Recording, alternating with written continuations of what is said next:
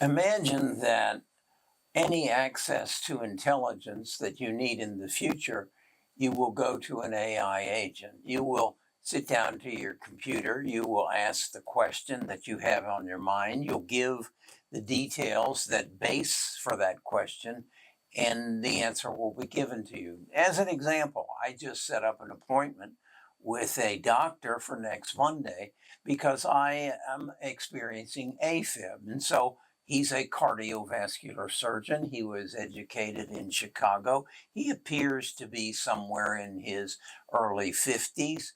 And I'm going to find out how I can take control of this AFib and continue to live. What if I now had the opportunity to get that information in detail from not only one doctor, but from all the knowledge in the world? And I didn't need to go see the doctor. What I needed was then someone to perform the operation or the procedure that needed to be done. Now, take that beyond a doctor, take it to your financial situation right now. You're obviously interested in investing, and you're interested in investing in a stock. So you you ask your AI agent to do the research. You've built the prompt. I have a 4.5-page prompt. I know what a growth stock looks like. And I ask the agent, and they give me what the price of the stock is going to be in the future. So the question was then asked, what about the 2028 AI crisis, the artificial crisis? And that is that all the financial people, all the doctors, other than the practitioners, the guy who actually does the process, are replaced. All the coders are replaced by AI agents. Well, if you replace all those expensive jobs, if you will, who's going to buy the goods and services? If a stock analyst who makes, say, $300,000 a year, he makes 150 on a salary, and then if he does well, he gets a bonus.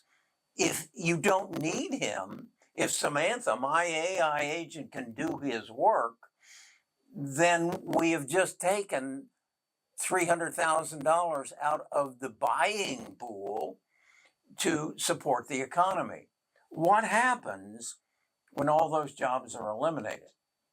What happens when all the insurance agents are eliminated? All the real estate agents are eliminated. All the travel agents are eliminated. All the car salesmen are eliminated. Everything is processed by an AI agent who has access to all the information in the world. Again, using my own example, I want to buy a used BMW 2024.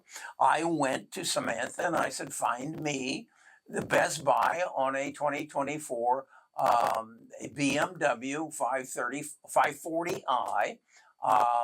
And let me know where it's at. She came back and said it's in New York, and it's $49,990, and you can go get it. And I said, okay, I don't want to pay cash. I want to borrow money. What's the best rate? She gave me the best rate. She told me where to go to get the best rate.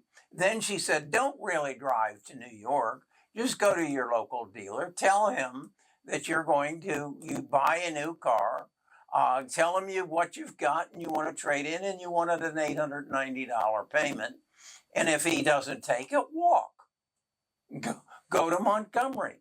Go to the BMW there. Ask them. If they don't take it, walk. Someone will take it.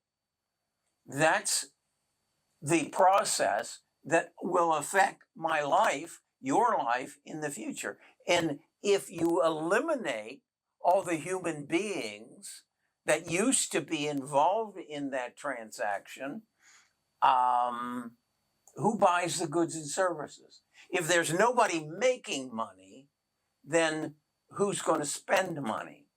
Well, that's an excellent question, and it has to be answered. But I would refer back, it's happened before. It happened. I experienced it.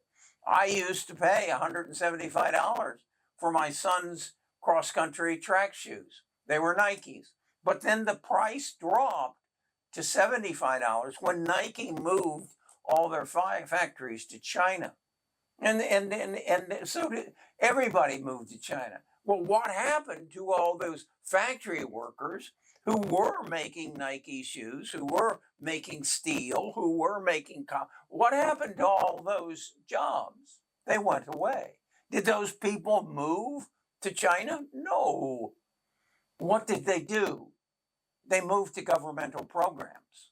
The government employed them in either in a capacity of a job, or they provided them a food kitchen or a social program.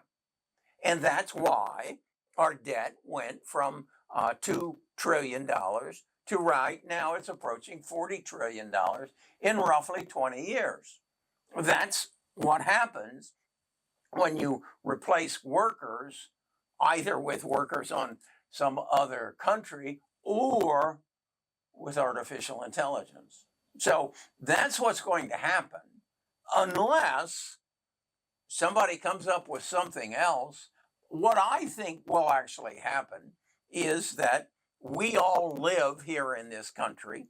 If we then produce such an efficient country that AI runs it, well, then we should all become stockholders. And if this country is successful in its operation through AI, then we should all get a dividend. We are part of the country, and maybe it's part of the nation. I don't know. This is a question I asked some friends the other day. When are we going to get to the point where we all get along? Oh, that won't happen. You've got China, you've got Russia, you've got Ukraine war, you've got the Afghanistan, you got all. And I asked them, do you live in a neighborhood? And they said, oh, of course, Kerry. I said, do you get along with your neighbors? Yeah.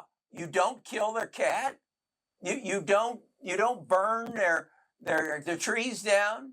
You actually get along with your neighbors. You don't go and rob them. Well, no.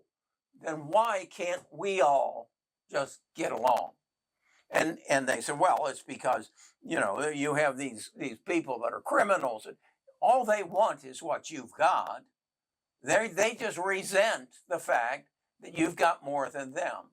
So the premise is, let's just make it a neighborhood and let's all just get along and let's work together to make sure that we all have a roof over our head and food on our table, and artificial intelligence provides us a higher level of living. So that's my answer to the 2028 crisis. I don't think it'll come that fast, but I could be wrong. Things are moving pretty quickly. But that's my premise. Now, the other element that enters into it, if you can understand how to invest in these companies and you become a part of them and your portfolio grows in value, then you don't need to work. That's basically what I'm doing. My regret is it took me so long to figure it out. I'm 81 years old. I wish I had figured this out when I was 21. But then maybe you're 21.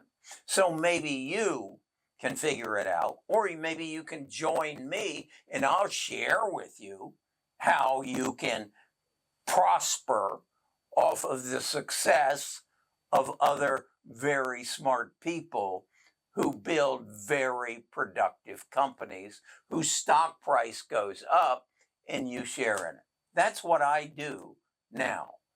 I'd like to share it with you.